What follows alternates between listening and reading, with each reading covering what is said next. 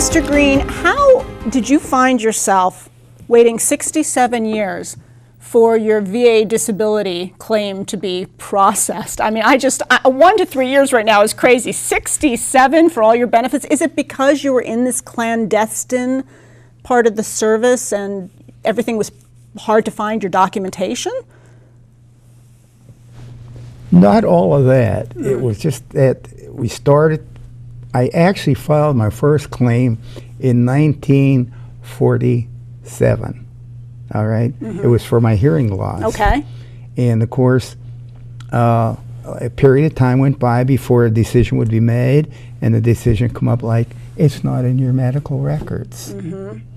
So I went ahead and got documentation from the doctors and also from people who served with me. Back and forth all with the red tape, correspondence. all the So we nonsense. finally wound up in Washington, D.C. at a hearing. At a hearing At in a hearing, D.C. yes. What year was that? Do you remember? That was around 1950, I guess. Okay. It got up to about 1950. And at that time, the board said, how many of these people are medical people? None of them. Well, how could they diagnose your case? And they turned me down. So I reopened it and kept reopening it you were all just the time. reopening it and fighting the fight Fighting over Yeah. 6 decades. Yes. And you just recently, you have another claim And now then- since and- they opened up and- Agent Orange, right? No. Oh. Mine was for asbestos. Asbestos, I'm sorry. Okay. Asbestos. Right. So I filed a claim for asbestos. I had authentication that I did have it. I had no trouble getting this, but they only awarded 10%. Okay. Now here's the part kicker. about this. Since I was awarded 10%, I was now allowed to get a hearing aid.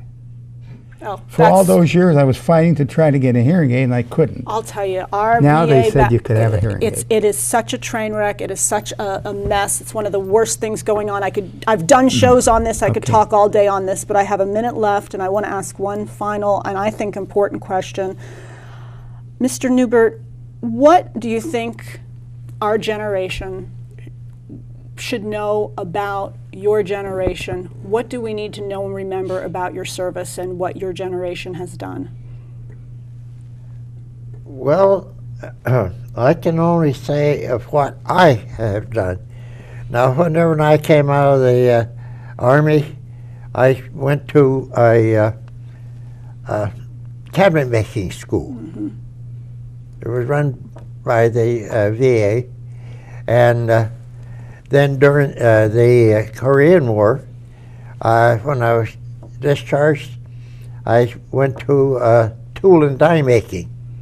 So do you want our generation to know to never be complacent and to keep fighting on? There's a lot of things that they can do if they go through the VA, just like Mr. Green here went. You have to sort of keep after these people constantly to get to what you want or what you should have.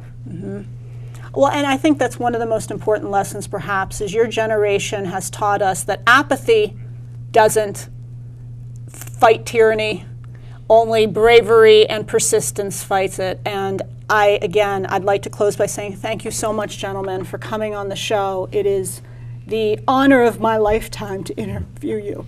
I appreciate it. I appreciate your service. God bless you both and your families.